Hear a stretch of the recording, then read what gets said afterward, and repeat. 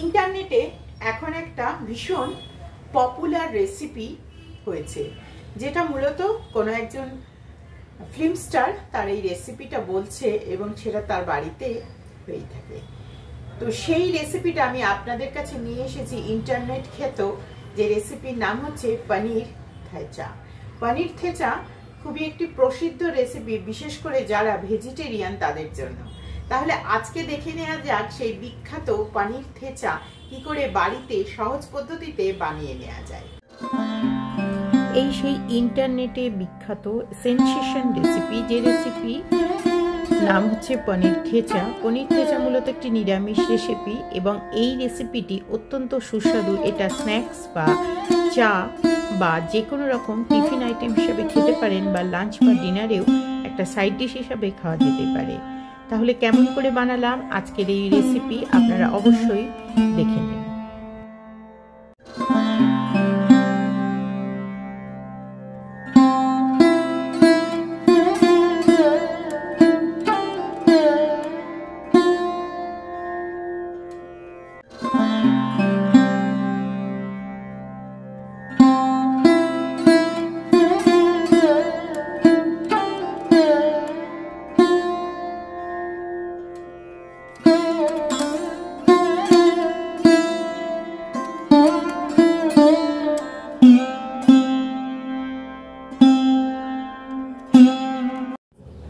পনির থেচা বানাবার জন্য যেটা প্রথমেই লাগবে সেটা হচ্ছে পনির। এখানে আমি দেখুন একদম একটা ফ্রেশ পনির নিয়ে এসেছি, যেটা হেরিটেজ কোম্পানির পনির আমি ব্যবহার করছি। আপনারা যে কোনো কোম্পানির পনির কিন্তু ব্যবহার করতেই পারেন, কিন্তু পনিরটা অত্যন্ত ফ্রেশ হয়। যেরকম নামটাও ফ্রেশ, সেরকম কিন্তু পনিরটাও ফ্রেশ হয়। দেখুন একদম ফ্রেশ এই যে পনির দিয়েই হবে আজকের রেসিপি পনির থেচা। সাইজগুলো একটু বড় বড় সাইজে করতে হবে পনিরে। দেখুন কিউবগুলো এরকম সাইজের একটু বড় বড় করে পনিরের বানাতে হবে। এছাড়াও ধনে পাতা অনেকটা নিয়ে এসেছি। এই ধনে পাতাটা কিন্তু এই পনির থেচার জন্য একটি অত্যন্ত মূল্যবান ইনগ্রেডিয়েন্টস। এটা বাদ দিয়ে কিন্তু পনির থেচা একেবারেই তৈরি হবে না। এবং এটাকে একেবারেই যতটা পাচ্ছি ছোট করে কেটে নিচ্ছি। কিন্তু পনির থেচাতে কোনো রকম মিক্সির ব্যবহার কিন্তু হবে না, সেটা সম্পূর্ণ হাতের ব্যবহারেই কিন্তু করব। যদিও আমি মোটা এই যে ডাঁটাটা বাদ দিয়ে দিলাম, আপনারা চাইলে এটা দিতেও পারেন, কিন্তু আমি মোটা ডাঁটাটা দিয়ে পনির থেচা বানাবো না। এছাড়াও লাগছে কিছুটা বাদাম, আপনারা চাইলে তিলও দিতে পারেন, কিছুটা ছোলা, আর বাকিগুলো আসুন কড়াতে দেখে নিই। একেবারে শুকনো কড়াতে এটা কিন্তু বানাতে হবে, এর মধ্যে কিন্তু কোনো রকম তেলের ব্যবহার হবে না। দিয়ে দিচ্ছি কয়েকটা কাঁচা লঙ্কা, একেবারে শুকনো, কোনো রকম তেল কিন্তু এর মধ্যে নেই। এই কাঁচা লঙ্কা কিন্তু বেশ কয়েকটা দিতে হবে, আপনারা যে যেমন ঝাল খাবেন সেরকম দেবেন, তবে কাঁচা লঙ্কা একটু বেশি লাগবে। আর দিয়ে দিচ্ছি রসুনের কয়েকটা টুকরো। যখন কাঁচা লঙ্কা এবং রসুনটা একটু ভাজা হয়ে যাবে, প্রত্যেকটা কিন্তু স্টেপে স্টেপে দিতে হবে, একবারে হড়বড় করে দিলে কিন্তু এটা ভালো করে রোস্ট হবে না।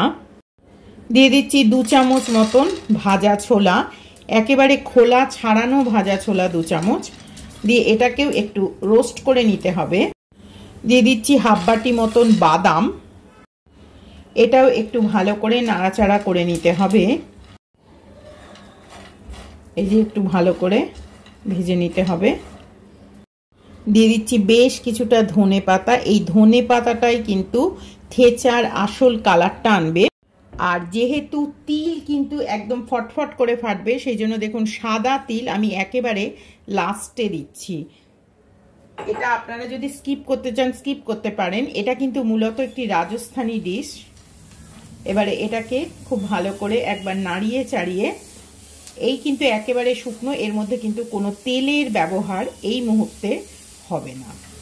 এই যে দেখুন এইভাবে এটা করতে হবে। এরকম নিত্য নতুন রেসিপি যারা দেখতে চান এবং যারা ভালোবাসেন এবং যারা অনেক দিন পর্যন্ত আমার চ্যানেলের সঙ্গে যুক্ত আছেন, তাদেরকে অনেক অনেক ধন্যবাদ। যারা এই পর্যন্ত দেখছেন ভিডিওটা, অবশ্যই লাইক দিয়ে সাবস্ক্রাইব করে অবশ্যই আছেন এবং লাইক দিচ্ছেন এবং আপনাদের সুন্দর সুন্দর কমেন্ট আপনারা করবেন। কিন্তু যারা এখন অবধি আমার পেজে আজকে নতুন এসেছেন এবং আমার চ্যানেলে নতুন এসেছেন তারা অবশ্যই আমার চ্যানেলটিকে সাবস্ক্রাইব করে বেল আইকনটা বাজিয়ে রাখবেন, কারণ যখনই নতুন নোটিফিকেশান আসবে আপনাদের কাছে রেসিপির সাথে সাথে তখনই আপনারা নতুন রেসিপি দেখতে পাবেন। তাহলে এই হচ্ছে মোটামুটি, এটাকে খুব ভালো করে দেখুন। ধনেপাতা এমনি একটু কেমন হয়ে যায় নাড়াচাড়া করলে, সেই ধনেপাতাটা একেবারে ভালো করে আমি দিয়ে একটু নাড়াচাড়া করে নিয়ে আসছি। এবারে দেখুন এই যে এইখানে অনেকটা যেটা আমি ভেজে নিয়ে এলাম, এটাকে দেখুন, এটা কিন্তু একেবারেই মিক্সিতে করা যাবে না, এটা সম্পূর্ণভাবে এইভাবেই কিন্তু বানাতে হবে। এটাই এর টেকনিক, একেবারে কুটে কুটে কুটে কুটে হাত দিয়েই বানাতে হবে। এই যে এক টুকরো লেবু দেখুন আমি মিশিয়ে রেখেছি কেটে, লেবুটা আমি পরে মেশাবো, কিন্তু প্রথমে আমি এটাকে হাত দিয়ে দিয়ে এইভাবে সময় নিয়ে নিয়ে এই যে একটা দরদরা মতন, একটা কোটা কোটা মতন হবে, এটাই কিন্তু বানাতে হবে। এটাই কিন্তু থেচা বানাবার একমাত্র টেকনিক। এটাতে কিন্তু একেবারেই আপনারা মিক্সি ব্যবহার করতে পারবেন না। এই যে এক টুকরো লেবু দেখুন আমি মিশিয়ে রেখেছি কেটে, লেবুটা আমি পরে মেশাবো, কিন্তু প্রথমে আমি এটাকে হাত দিয়ে দিয়ে এইভাবে সময় নিয়ে নিয়ে এই যে একটা দরদরা মতন, একটা কোটা কোটা মতন হবে, এটাই কিন্তু বানাতে হবে। এটাই কিন্তু থেচা বানাবার একমাত্র টেকনিক। এটাতে কিন্তু একেবারেই আপনারা মিক্সি ব্যবহার করতে পারবেন না। একদম দরদরা করে হাতে কুটে নিয়ে আসা হয়েছে। এটা কিন্তু কোনো রকমভাবে কোনো দেয়া যাবে না এবং এটাকে হাতেই কিন্তু বানাতে হবে। এটাই হচ্ছে টেকনিক এই থেচা বানাবার। এবং থেচাকে কখনো আপনারা যদি মিক্সিতে বা গ্রাইন্ডারে দিয়ে দেন সেটা কিন্তু একেবারেই বেটে যাবে, সেরকম কিন্তু করা যাবে না। একে পুরোই এরকম হাতে, এটা প্রায় আমার 15 থেকে 20 মিনিট লাগলো এটাকে আস্তে আস্তে করে হাতে করে কিন্তু আমি এই থেচার মশলা বানিয়ে ফেললাম। এবারে এর ওপর থেকে আমি দিচ্ছি সামান্য একটু তেল। আপনারা যদি স্কিপ করতে চান এই তেলটা স্কিপ করতে পারেন, কিন্তু করলে সর্ষের তেলই ব্যবহার করবেন, কারণ থেচাতে সবসময় সর্ষের তেলের ব্যবহার হয়ে থাকে। এবং আমি আবারও বলছি এটা মূলত মারোয়াড়ি এবং রাজস্থানি ডিশ, সেজন্য এটাতে কিন্তু মূলত সর্ষের তেল। মারোয়াড়ি এবং রাজস্থানি ডিশে মূলত কিন্তু সর্ষের তেল ওরা খেয়ে থাকে। বাঙালিরা ছাড়া আর যদি কেউ সর্ষের তেল মূলত খায় সেটা কিন্তু ওরা। এবারে এর মধ্যে একটুখানি সামান্য আর একটু লেবুর রস দিয়ে দিচ্ছি, বেশ একটা টক ঝাল মিষ্টি। অনেকটা কাঁচা লঙ্কা দেওয়ার জন্য এটা অলরেডি বেশ ঝাল ঝাল হয়ে গেছে এবং এর মধ্যে আমি অল্প একটু লেবুর রস দিচ্ছি যাতে করে এটা বেশ একটু টেস্টি মতন হয়। দিলাম, দেওয়ার পরে এটাকে আবারও আমি ভালো করে একবার মাখিয়ে নিচ্ছি।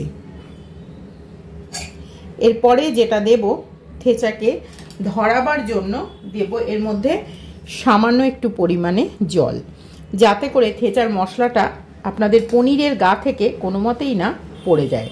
তাই থেচার মশলাকে একেবারে একটু সুন্দর করে মেখে একটা পেস্টের মতন বানিয়ে নিতে হবে।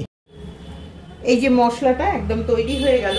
এবারে আমি এই যে পনিরটাকে এই যে এর মধ্যে দিয়ে একেবারে ভালো করে করে দেখুন কোট করে নেব। একদম ভালো করে করে পনিরের গায়ে এই থেচা মশলা দিয়ে কোট করতে হবে। আরও দিতে হবে মশলা, এপাশটা হয়নি, পুরোটা একেবারে থেচা মশলা দিয়ে দিয়ে পনিরটা কোট করতে হবে। এই যে এদিকটা এরকমভাবে পুরোটা এরকমভাবে পুরোটা এরকমভাবে কোট করে করে নিতে হবে। থেচার শেপ নিয়ে খুব বেশি চিন্তা ভাবনা নেই। থেচা একটি হোমমেড খাবার, মূলত হোটেলেও পাওয়া যায়, কিন্তু থেচা কিন্তু আপনারা এইরকমভাবে নিজেদের মতন এরকম একটু চেপে চেপে আমি এরকম করে একটা শেপ দিয়ে নিচ্ছি। এইভাবে আমি আস্তে আস্তে প্রত্যেকটা পনিরের টুকরোকে নেব। এবং থেচা দেখেছেন একে পনিরের টুকরো বড় থাকে এবং তারপরে এই মশলা লাগবার জন্য গায়ে থেচার সাইজ কিন্তু অনেকটাই বড় হয়ে যায়। মানে যে সাইজের আপনারা শুরু করলেন তার থেকে অনেক বড় সাইজের কিন্তু থেচা তৈরি হয়ে যায় যখন আপনারা এটা খাবেন। এই যে একদম এইভাবে পনির কোট করে করে থেচা কিন্তু তৈরি হয়ে গেল।